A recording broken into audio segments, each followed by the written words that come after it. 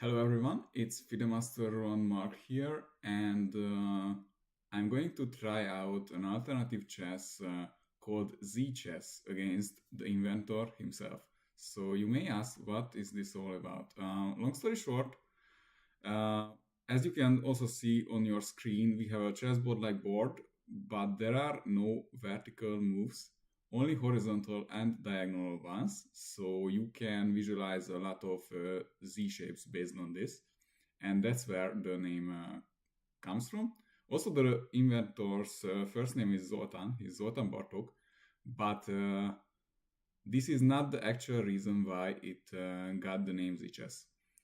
So let me just briefly explain how the pieces move compared to real chess, and we will play a game, and then it will be hopefully even more clear. So the pawn moves one squares at a time, except for the start when it can be two as well. So since there are no vertical moves, they will move always on the diagonals. And they always go forward, and they can get promoted to another piece if the opponent's last rank is reached, and then you promote it to a rook, a knight, a bishop, or a queen, just like in normal chess. The king moves one step either horizontally or diagonally. The queen does the same, but not just once.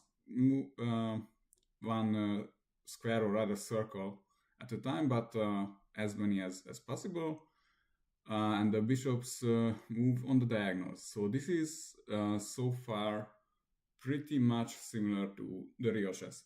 The trickier part comes with the knight and the rook. The knights basically move in a 1-2 square distance or circle distance if the route is not fully diagonal in one direction. That was the best I could came up with, but my interpretation could be a bit off in this case, and I will link a more proper description about the game below this video. And the trickiest guy is the rook. So since there are no vertical moves, it would just shuffle on the first rank with the horizontal ones. So there has to be something extra, and if it could also move on the diagonals, we would call it the queen. But the tricky thing is it can start its way diagonally, and it always finishes with a horizontal move. So either it immediately moves horizontally, or it starts diagonally and then moves horizontally. And this actually means that the rook can jump from one square to another quite easily, and it makes it the most powerful piece in this chess variant. There is also castling just like normal chess, so if the king and the rook hasn't moved and the king is not in check during its way, then you just move the king 2 steps away and put the rook next to him on the other side, just like in normal chess. And as I said, I will link proper explanations below by the inventor himself. So we have just started the game. We both moved our pawns one square away so that the rook becomes open. And now I don't know. Let's develop the knight. And hopefully with our moves and some thoughts during the game, it will be easier for all of you to understand what this game is all about. And now it's a 15-minute game, and so far he is actually just copying me. I don't know. Let's go forward, so this way you can also see the possible moves.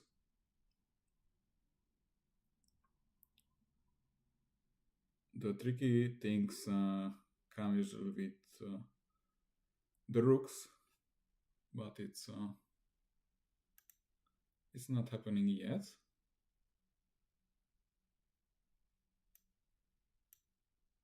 So he also opened up his bishop,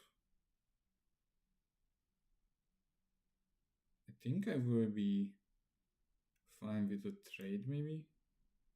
So now the bishops are just staring at each other, so it's sort of likely he will take on a13 in this case. So we traded one of the bishops, yeah. And now he wants to trade the queens as well. So I don't really wanna trade on his terms. I could probably throw in my bishop, because if he takes, I can take with the queen on this square, and if he takes with the rook from the corner, because that's a legal move, like the rook is moving diagonally, then takes, I can also do the same, because my rook is controlling that square, so I think I can just throw in this bishop. And probably I don't know what he will do. But basically I have two defenders and he has two attackers, so my bishop is sort of safe there. Yeah, and he just moves away. So I guess I will just continue improving the pieces. I'm a bit short on time. He's up 1.5 minutes in that 50-minute game. Wait a second. So why can't I just, like, the knight cannot move. Can it move? Oh, the knight actually can take back, okay.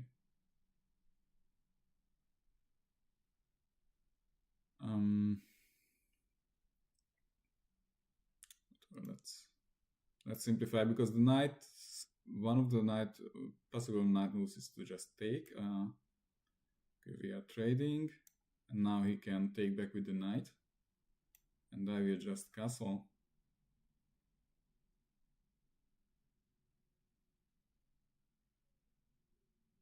And see how the things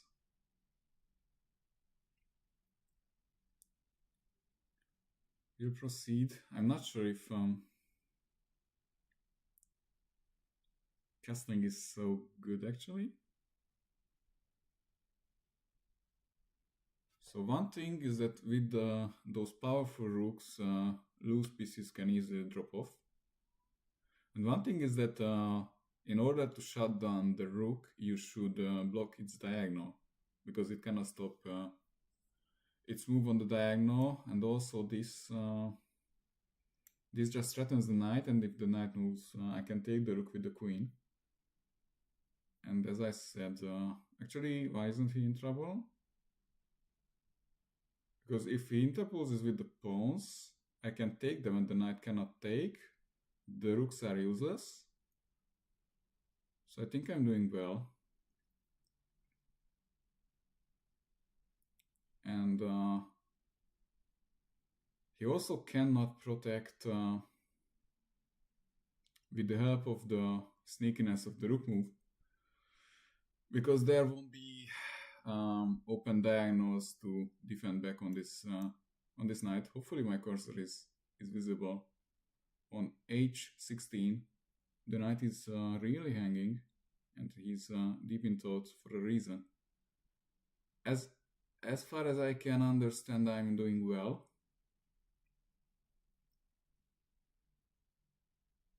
Because I'm just about to take a piece. And he might come up with some good move. The only unprotected guy in my camp is the d4 pawn, but the rook in the corner is actually defending it. And he just went there with the rook. I think I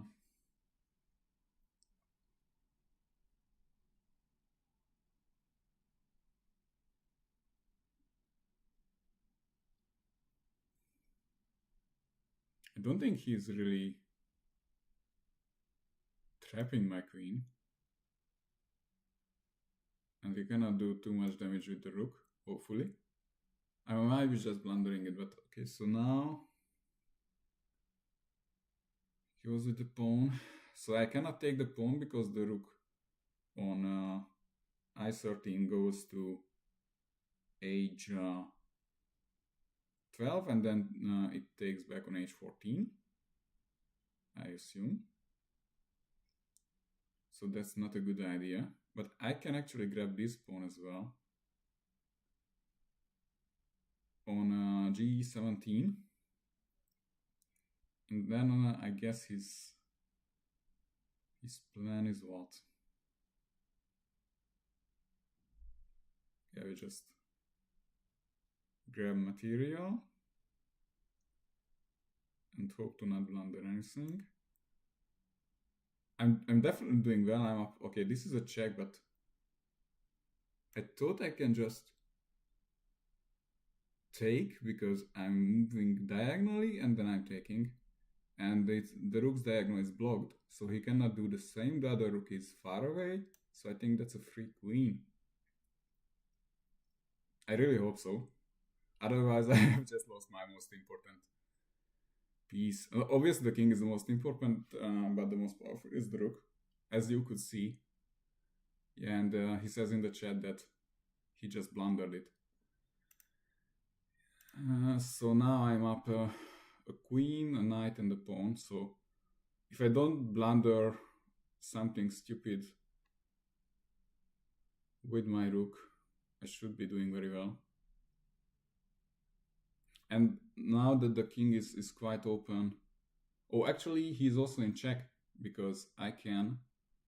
If I was to move, I could move the f10 rook to the back rank and then one square to the right, and the king would fall, so he's in a check.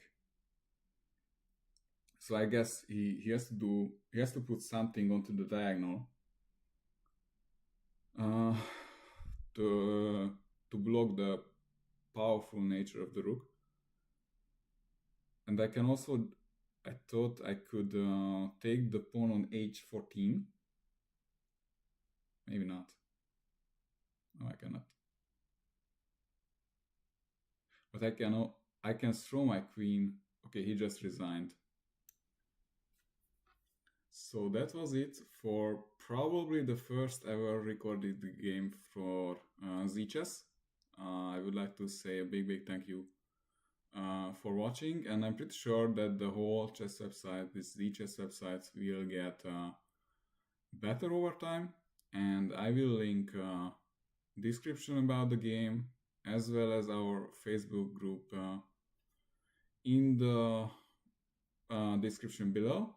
So that was it, and thank you very much for watching.